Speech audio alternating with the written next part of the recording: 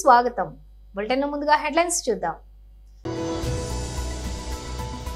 చంద్రబాబు తప్పించుకునే ప్రయత్నం చేస్తున్నారు. ఆయనపై కేసు నమోదు చేయాలి. రోజా.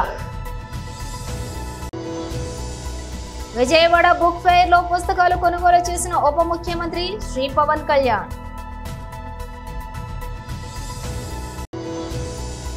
ఢిల్లీలోని బీజేపీ హెచ్క్యూలో బీజేపీ జాతీయ అధికార ప్రతినిధి doctor Sudhanshu Trivedi media briefing. Minor బాలిక మిస్సింగ్ కేసు ఛేదించిన పోలీసులు.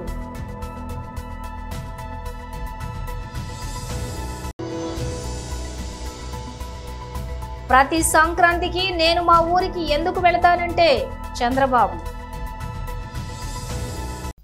ఇక డీటెయిల్స్ చూస్తే తిరుపతి తొక్కిసలాట ఘటనపై వైసీపీ నాయకురాలు మాజీ మంత్రి రోజా మరోసారి తీవ్ర స్థాయిలో స్పందించారు. ఈ ఘటన నుంచి ముఖ్యమంత్రి చంద్రబాబు తప్పించుకునే ప్రయత్నం చేస్తున్నారని ఆమె అన్నారు. చంద్రబాబుతో పాటు జిల్లా ఎస్పీ, టీటీడీ పాలక మండలి సభ్యులు అందరిపై కేసు నమోదు చేయాలని డిమాండ్ చేశారు. సుమోటోగా కేసు నమోదు చేయాలని కోర్టులకు విన్నవించారు. ఘటన జరిగి రోజులు గడుస్తున్నా బాధ్యులపై ఇంతవరకు కేసులు ఎందుకు నమోదు చేయలేదని రోజా ప్రశ్నించారు. ప్రమాదానికి కారణమైన వారిని ఇంకా కాపాడాలని ముఖ్యమంత్రి, డిప్యూటీ సీఎం చూస్తూ ఉన్నారని మండిపడ్డారు. భక్తుల ప్రాణాలకు వీరు విలువ ఇవ్వటం లేదని దుయ్యబట్టారు. వైకుంఠ ఏకాదశికి లక్షలాది మంది భక్తులు వస్తారని మీకు తెలియదా అని ప్రశ్నించారు. కూటమి ప్రభుత్వం వచ్చి 7 నెలలు అవుతోందని టోకెన్ సిస్టమ్ ను మీరు ఎందుకు తీసేయలేదని రోజా ప్రశ్నించారు. టోకెన్ సిస్టమ్ గురించి మాట్లాడుతూ ఇష్యూని డైవర్ట్ చేస్తున్నారని విమర్శించారు. పవన్ కళ్యాణ్ చేస్తున్న వ్యాఖ్యలు ప్రజలను కన్ఫ్యూజ్ చేస్తున్నాయని అన్నారు. గమనించి అందరూ అసహించుకుంటున్నారని కూడా ఈ సందర్భంగా తెలియజేసుకుంటున్నారు. ఎందుకంటే తిరుమలలో ఎప్పుడూ కూడా ఇలాంటి ఘోరమైన దుర్ఘటన జరగలేదు. చంద్రబాబు నాయుడు ఏ ముహూర్తాన ముఖ్యమంత్రి అయ్యాడో ఈ టీటీడీ అలాగే వెంకటేశ్వర స్వామి పరువు ప్రతిష్ట దిగజారిపోయేలాగా ప్రతి ఒక్క కార్యక్రమం చేయటం మనం కళ్ళారా చూస్తున్నాం. నిజంగా ఈరోజు ఎంత బాధాకరం అంటే ఈ చంద్రబాబు నాయుడు తన మనుషుల్ని టీటీడీలోను తిరుపతిలో పెట్టుకొని ఈరోజు 6 మందిని బలి తీసుకుంటే ఇంతవరకు ఒక్కరి మీద కూడా కేసు పెట్టలేదు. వాళ్ళని కాపాడాలన్న ప్రయత్నం చేస్తున్నాడు అంటే ఈయనకి హిందువులంటే గౌరవం లేదా? ఈయనకి భక్తులంటే గౌరవం లేదా? వాళ్ళ ప్రాణాలకి విలువ లేదా? ఎంత సిగ్గుచేటో ఒకసారి మీరు ఆలోచించండి. ఈరోజు చంద్రబాబు నాయుడు తనకి రోజు భజన చేసే నాయుడు గారినేమో టీటీడీ చైర్మన్ చేసుకున్నాడు. తన గత ఓఎస్డి వెంకయ్య చౌదరినేమో అడిషనల్ ఈఓగా పెట్టాడు. మళ్ళీ జేఈఓగా కూడా పోస్ట్ ఇచ్చాడు. జేఈఓ అనేది ఒక సీనియరు అనుభవం ఉన్న వ్యక్తికి ఇవ్వాల్సిన పోస్టుని ఏ అనుభవం లేనివాడు, భక్తి లేనివాడు, భక్తుల మీద ప్రేమ అభిమానం లేనివాడికి ఇచ్చాడు అంటే దానికి కారణం వెంకయ్య చౌదరి అవటమేనా అని నేను అడుగుతున్నా. ఇక ఎస్పీగా సుబ్బారాయుడు గారు తన దగ్గర సెక్యూరిటీ ఆఫీసర్గా పనిచేసిన వాడిని తిరుపతి తీసుకొచ్చి ఎస్పీగా పెట్టాడు. ఇలా నీకు సేవ చేసే వాళ్ళని పెట్టుకొని భక్తులకి సేవ చేయాలన్న ఆలోచన వాళ్ళకి లేకుండా చేసి ఈరోజు 6 మంది చనిపోవటానికి 60 మంది గాయపడటానికి కారణమైన వాళ్ళని ఇంతవరకు కేసు పెట్టకుండా కాపాడాలన్న ప్రయత్నం చేస్తుంటే చంద్రబాబు నాయుడిని ఏమనాలో ఒకసారి మీ అందరూ కూడా ఆలోచించుకోవాలి. ఎందుకంటే దీంట్లో వీళ్ళందరితో పాటు మొదటి ముద్దాయిగా చంద్రబాబు నాయుడు గారిని పెట్టాలి. ఎందుకంటే ఒక పక్క మోడీ గారి మీటింగ్ జరుగుతుంది, దానికి ఉన్న పోలీసులంతా అటుపోయారు. ఇక చిత్తూరు తిరుపతి జిల్లా పోలీసులనైనా ఈ టోకన్ల దగ్గర పెట్టి ఒక 3 రోజుల ముందుగానే టోకన్లు ఇచ్చి వాళ్ళకి సేఫ్టీగా పంపించుంటే ఈరోజు ఈ దుర్ఘటన జరిగి ఉండేది కాదు. కానీ 9వ తేదీ టోకన్లు ఇస్తామని చెప్పి అది 8వ తేదీ సాయంత్రానికే ప్రీపోన్ చేసి 6, 7, 8 చంద్రబాబు నాయుడు కుప్పంలో కూర్చొని ప్రోగ్రాం చేసుకుంటూ పోలీసుల్ని, అధికారుల్ని తన చుట్టూ తిప్పుకొని వాళ్ళని పని చేయకుండా చేసి 6 మందిని చంపేసి ఇప్పుడు అధికారుల తప్పిదమంటే ఇది తప్పించుకోవడం కాదా? ఇది ముమ్మాటికి చంద్రబాబు నాయుడు ఆయన ప్రభుత్వం చేసిన హత్యే. విజయవాడ బుక్ ఫెయిర్ లోని పుస్తకాలు కొనుగోలు చేసిన ఉప ముఖ్యమంత్రి శ్రీ పవన్ కళ్యాణ్.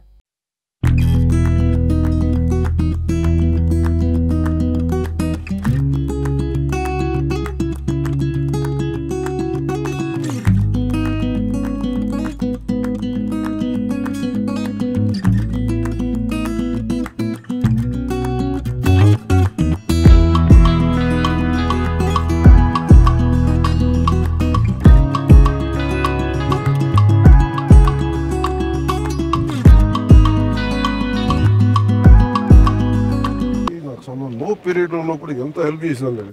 తను అనుభవించిన దాంతో పాటు తను డాక్టర్ సైకియాట్రిస్ట్ విజయనగరం కాన్సన్ట్రేషన్ క్యాంప్లో పనిస్తే డెస్పిరేషన్ తోటి శవాల ఈ న్యూట్రిషన్ అదే తినేవాడు. అమ్మ అతను అంటే మనకు ఒక అనుభవం జరిగినప్పుడు not test have to be better how to overcome అదే లోగో థెరపీ.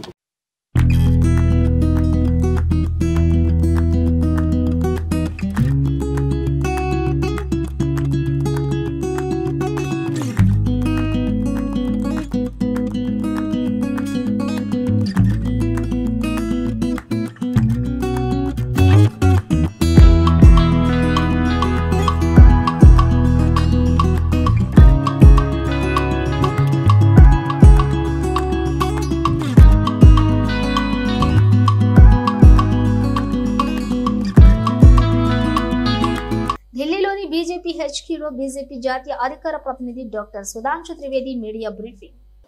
दिल्ली में दारू, हवाला, स्वास्थ्य का घोटाला, माफियाओं से बातचीत के बाद अब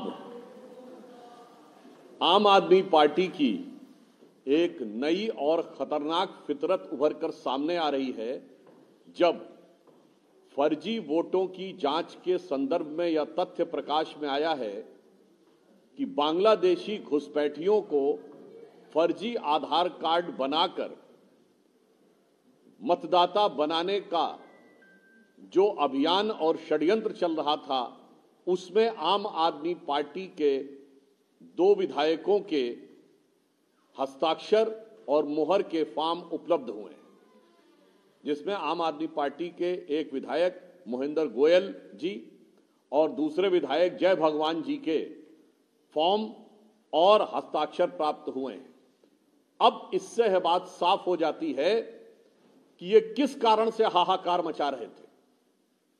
अब इनके दिल में कौन सा चोर बैठा हुआ था वो साफ हो गया है कि देश विरोधी शक्तियां, जिन्होंने इससे पहले कई जगहों पर आतंकवाद से जुड़ी घटनाओं में भी बांग्लादेशी घुसपैठियों की संलिप्तता रही है। पिछले वर्षों में आपको याद हो 2012 के आजाद मैदान की मुंबई की घटना से लेकर जयपुर के ब्लास्ट तक, आज आम आदमी पार्टी उनके साथ जो कुछ करती हुई दिखाई पड़ रही है, उससे इनका चरित्र साफ हो गया है। अब इससे यह भी पता लगता है कि कुछ दिन पहले इंडी गठबंधन के नेता जो ये बोलते थे कि इस देश में बांग्लादेश जैसे हालात बनाएंगे, तो क्या वो इन घुसपैठियों से मुलाकात के बाद बोल रहे थे? अब यह बात बिल्कुल स्पष्ट है कि सत्ता के लिए विदेश से धन, समर्थन और संसाधन की बातें तो सुनते थे, पर अब तो लग रहा है कि मतदाता भी छल और षड्यंत्र के द्वारा एक मैकेनिज्म बनाकर करने का प्रयास हो रहा है। इसलिए मैं स्वघोषित कट्टर ईमानदार केजरीवाल जी से ये पूछना चाहूंगा कि ये देश विरोधी काम करने वाले इन घुसपैठियों के साथ आपकी इस मोहब्बत का राज क्या है? एक तरफ आप उत्तर प्रदेश और बिहार के मेहनतकश लोगों के बारे में हिकारत रखते हैं, और दूसरी तरफ देश में गैर कानूनी तरीके से आए हुए वो लोग जो अनेक प्रकार की अवांछित आपराधिक और आतंकवादी गतिविधियों में संलिप्त पाए जाते हैं, उनके साथ मोहब्बत रखते हैं। కాంగ్రెస్ ప్రభుత్వం ఏర్పడిన నాటి నుంచి రైతులను అడుగడుగునా మోసం చేస్తుందని, మోసాలకు ఆ పార్టీ మారుపేరని బీఆర్ఎస్ పార్టీ తుంగతుర్తి మండల అధ్యక్షులు తాటికొండ సీతయ్య విమర్శించారు. ఎన్నికల సమయంలోని 15,000 ఇస్తామని ఓదరగొట్టి ఇప్పుడేమో 12,000 మాత్రమే ఇస్తామని మోసం చేస్తున్నదని కాంగ్రెస్ పై మండిపడ్డారు.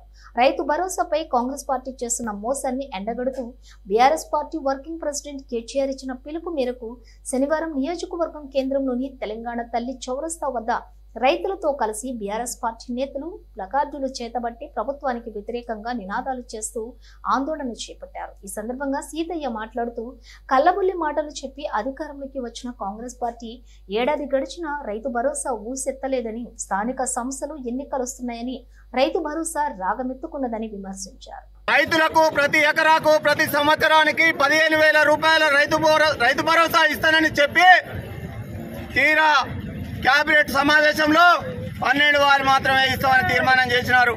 అట్లాగే ఆసరా పెన్షన్ 4,000 ఇస్తామని దాని ముచ్చటే మాట్లాడలేదు. ఇందిరమ్మ ఇండ్లు ఇస్తామన్నారు, దాని ముచ్చటే మాట్లాడలేదు. పేదలకు 12,000 ఇస్తామంటున్నారు. అసలు పేదలను ఏ విధంగా గుర్తిస్తారో కాంగ్రెస్ ప్రభుత్వం ఇంతవరకు అధికారులకు గైడ్ లైన్స్ ఇవ్వలేదు. ఇలాంటి అబద్దాలు మాట్లాడుతున్నటువంటి కాంగ్రెస్ ప్రభుత్వం ఎంతకాలం మనజాలదు.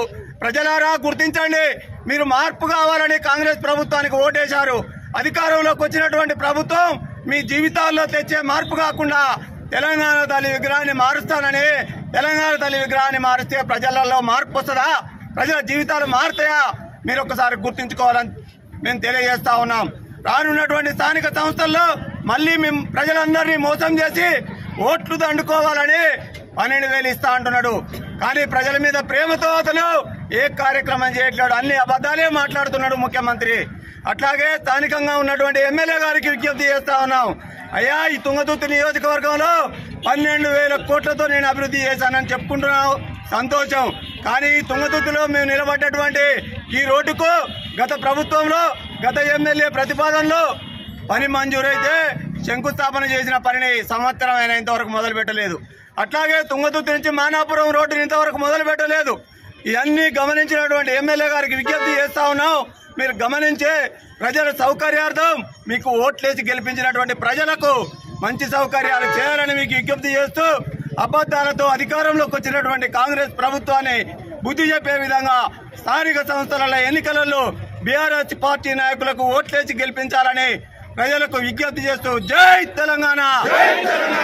రాష్ట్ర వ్యాప్తంగా సంచలనం సృష్టించిన కేసును శుక్రవారం రాత్రి పాత్రికేయుల సమావేశం డీఎస్పీ కేవీ సత్యనారాయణ వివరించారు. తల్లిదండ్రులు కౌమార యవ్వన దశలో ఉన్నటువంటి పిల్లలను చాలా జాగ్రత్తగా హ్యాండిల్ చేయాలని, వారి పట్ల దురుసుగా ప్రవర్తించడం వల్లనే బాలికలు ఇంటిలో నుంచి ప్రేమ పేరుతో వెళ్లిపోతున్నారని అన్నారు.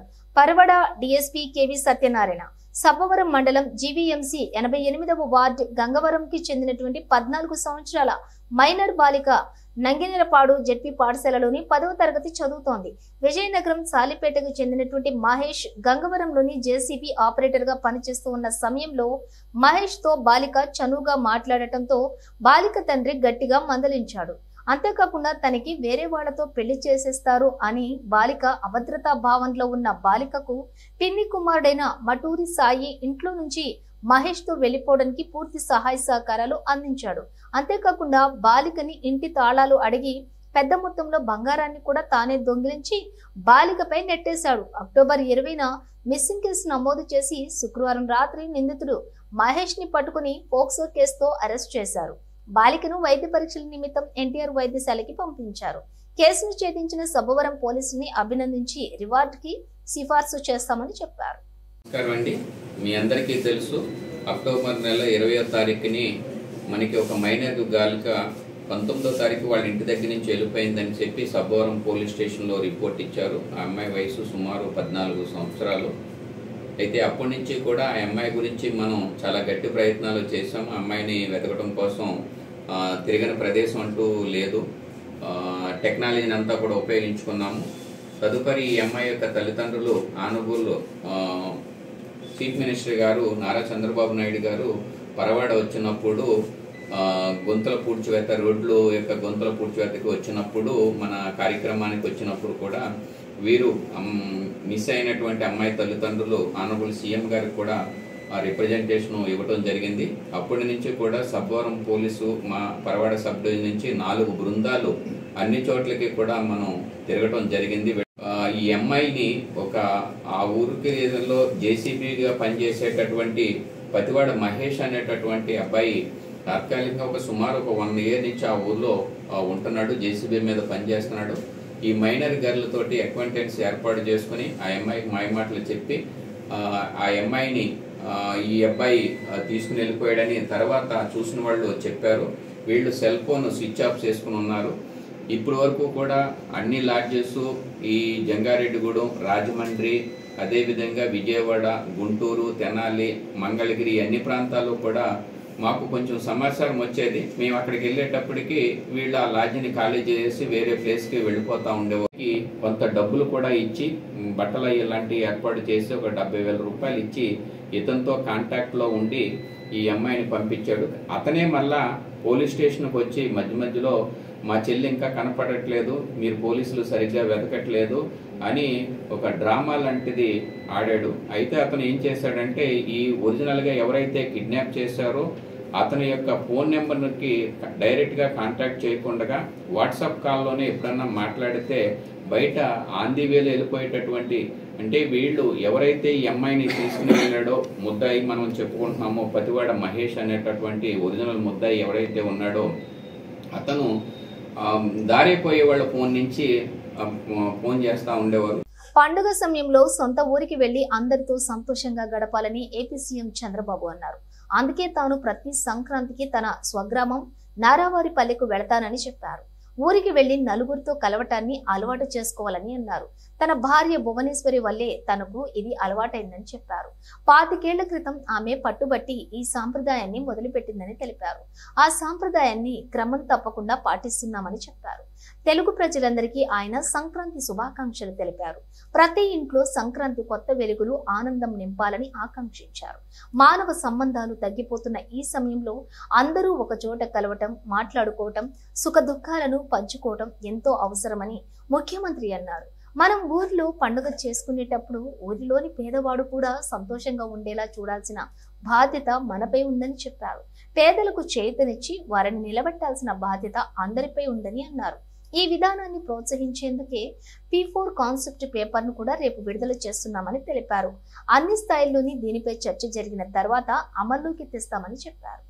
సింగరేణి సంస్థ సహకారంతో గోదావరి ఖని పట్టణ చౌరస్తా సమీపంలో కమర్షియల్ షాపింగ్ కాంప్లెక్స్ నిర్మాణాన్ని చేపడుతున్నట్లుగా రామగుండం శాసనసభ్యులు రాజ్ ఠాకూర్ మకాన్ సింగ్ అన్నారు. ఈ మేరకు గాంధీ మార్కెట్ స్థలంలోని నూతనంగా కమర్షియల్ కాంప్లెక్స్ నిర్మాణానికి సింగరేణి జీఎం లలిత్ కుమార్ తో కలిసి ఎమ్మెల్యే భూమి పూజ చేశారు. ఈ సందర్భంగా ఎమ్మెల్యే మాట్లాడుతూ ముందుగా అందరికీ సంక్రాంతి శుభాకాంక్షలు తెలియజేశారు. 24 కోట్ల వ్యయంతో ఈ ప్రాంతంలో ఊహించని రీతిలో షాపింగ్ కాంప్లెక్స్ నిర్మిస్తున్నామని పేర్కొన్నారు. పట్టణ అభివృద్ధి, నగర సుందరీకరణలో భాగంగా ఒక్కొక్కటిగా నిర్ణయాలు తీసుకుంటున్నామని పేర్కొన్నారు. ఏడాదిలోపు కాంప్లెక్స్ పూర్తి చేస్తామన్నారు. అభివృద్ధి విషయంలో సింగరేణి సంస్థను అడిగిన వెంటనే సహకరించినందుకు కృతజ్ఞతలు తెలిపారు. పెద్దపల్లి జిల్లా ప్రజలకు సంక్రాంతి పండుగ శుభాకాంక్షలు, నూతన సంవత్సరం.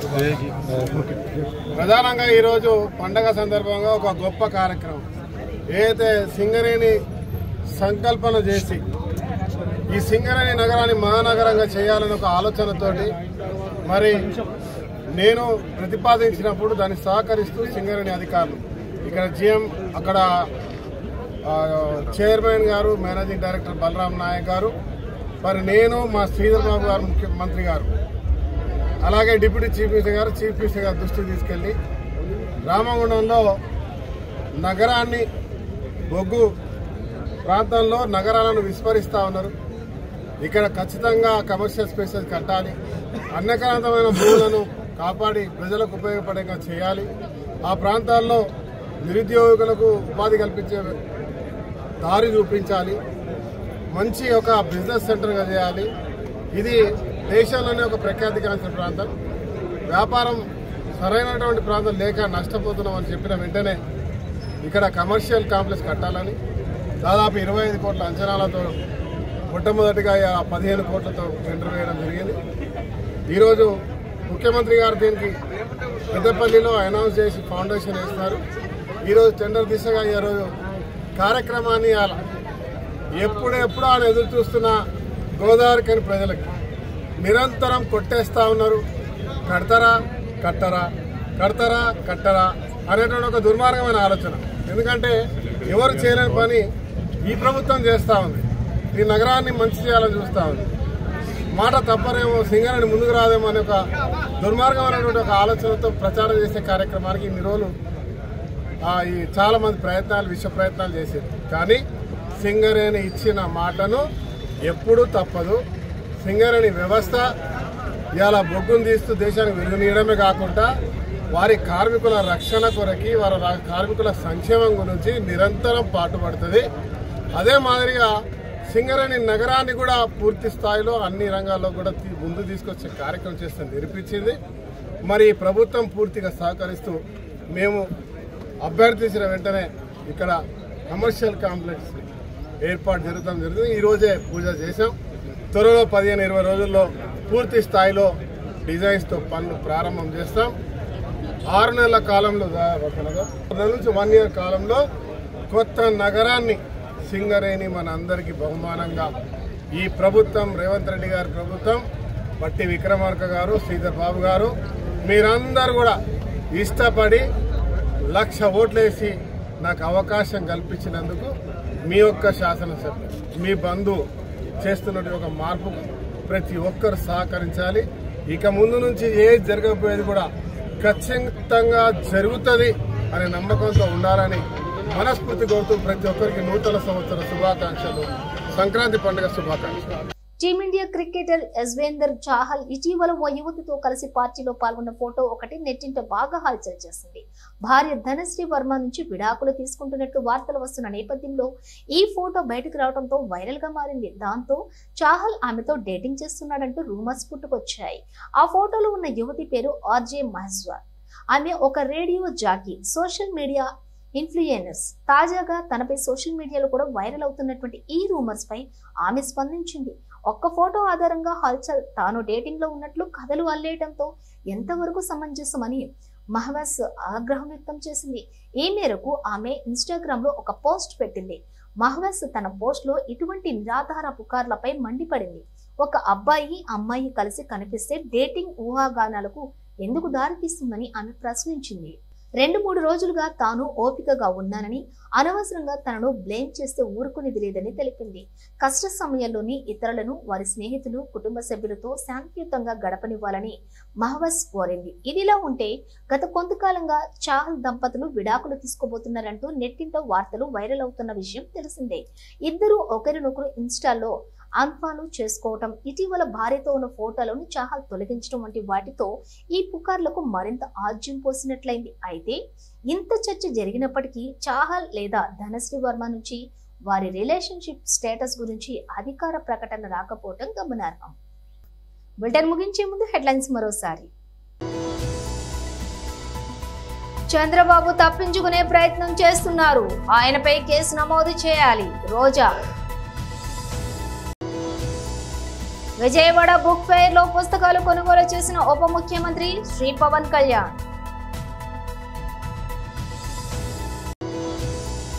ఢిల్లీలోని బీజేపీ హెచ్క్యూలో బీజేపీ జాతీయ అధికార ప్రతినిధి doctor Sudhanshu Trivedi media briefing. Minor బాలిక మిస్సింగ్ కేసు ఛేదించిన పోలీసులు.